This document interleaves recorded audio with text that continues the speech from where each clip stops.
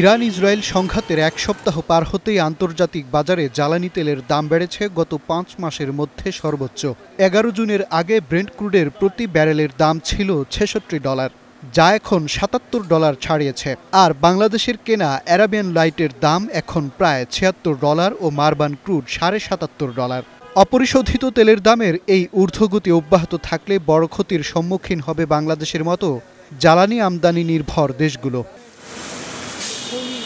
বিশ্বের মোট জ্বালানি তেলের প্রায় ৩% চাহিদা মেটায় ইরান, আর হরমুজ প্রণালী দিয়ে মধ্যপ্রাচ্যের দেশগুলো তেল সরবরাহ করে, যা মোট চাহিদার ২০%।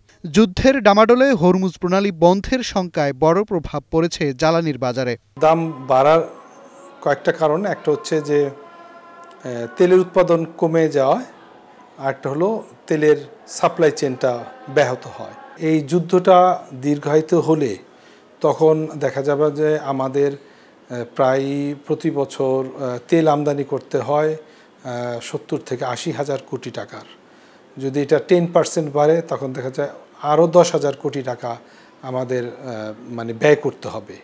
বিপিসির তথ্য মতে দেশে জ্বালানি তেলের চাহিদা মাসে ৬ লাখ টন ও বছরে ৭০ থেকে ৭২ লাখ টনের মতো, যার ৯৫%ই আমদানি নির্ভর। এর মধ্যে ৫৫ থেকে ৫৮ লাখ টনই পরিশোধিত তেল আমদানি হয় দুবাই, সিঙ্গাপুর ও ভারতের বিভিন্ন আন্তর্জাতিক ট্রেডিং কোম্পানি থেকে। ট্রেডিং কোম্পানিগুলো বিভিন্ন দেশের ক্রুড অয়েল পরিশোধন করে বেশি দামে বিক্রি করে। G2G'র আওতায় কুয়েত ও দুবাই থেকে বছরে মাত্র ১৫ লাখ টন অপরিশোধিত তেল আমদানি করে বাংলাদেশ। দেশের একমাত্র পরিশোধনাগার ইস্টার্ন রিফাইনারিতে মজুদ সক্ষমতা বড়জোর ১ সপ্তাহ, আর দেশের ডিপোগুলোতে সর্বোচ্চ ১ মাসের তেল মজুদের সক্ষমতা রয়েছে। আমাদের যে রিফাইনারিটা আছে সেটা ২টা ক্রুড অয়েল প্রসেস করে, একটা হচ্ছে অ্যারাবিয়ান লাইট ক্রুড, একটা মারবান। এইখানে আমাদের আর কোনো অপশন নাই।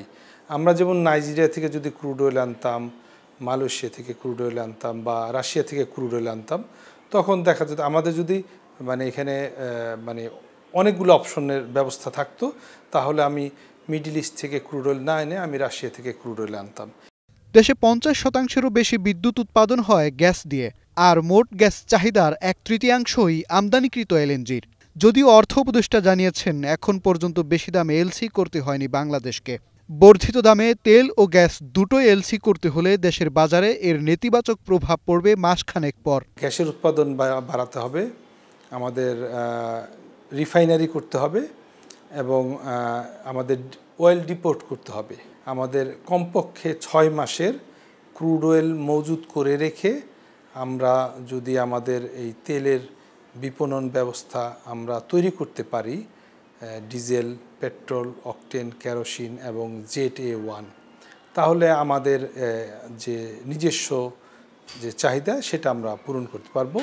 অভ্যন্তরীণ উৎপাদন ও মজুদ সক্ষমতা বাড়ানোর পাশাপাশি জ্বালানি নিরাপত্তা নিশ্চিতে অপচয় বন্ধ করতে হবে বিপিসি, পেট্রোবাংলা সহ সংশ্লিষ্ট প্রতিষ্ঠানগুলোকে। জ্বালানি ব্যবহারে সাশ্রয়ী হতে হবে, জ্বালানি সরবরাহ ব্যয়ে সাশ্রয়ী হতে হবে। যেখানে যত কিছু অন্যায় অযৌক্তিক ব্যয় সমন্বয় হয়েছে সব প্রতিরোধ করতে হবে, সব এলিমিনেট করে ফেলতে হবে। এগুলো জায়গায় যদি হাত দেওয়া যায় গড়ে 20% একেবারে ওভারনাইট সেভ করে ফেলা যাবে। তো 20% যদি ব্যয় এই উপলক্ষে সাশ্রয় হয়ে যায়, এই ক্রাইসিস যদি আমাদেরকে সাশ্রয় করে ফেলে, আর 5% থেকে 10% যদি আপনার পরিমাণ চাহিদা যদি সংকোচন করে নিয়ে আসা যায়, কমায় আনা যায়, তাহলে আমি বেনিফিট 30% পেয়ে গেলাম। ওমান ও কাতার থেকে এলএনজি কেনার দুটি দীর্ঘমেয়াদী চুক্তি রয়েছে বাংলাদেশের। এর মধ্যে কাতারের এলএনজি আসে হরমুজ প্রণালী হয়ে। যদিও ইতিমধ্যে যুক্তরাষ্ট্রের স্পট মার্কেট থেকে এলএনজি আমদানিতে ৬২১ কোটি টাকা বাজেট করেছে জ্বালানি বিভাগ, যার দাম প্রতি MMBTU কাতার ও ওমানের তুলনায় অন্তত $৪ বেশি। তবে ইরান ইসরায়েল সংঘাতে যুক্তরাষ্ট্র জড়িয়ে পড়লে বিশ্ববাজারে জ্বালানি তেল ও এলএনজির দামে বড় ধরনের অস্থিরতা তৈরি হতে পারে বলে আশঙ্কা করা হচ্ছে। মাজহার মাহবুব, স্টার নিউজ, ঢাকা।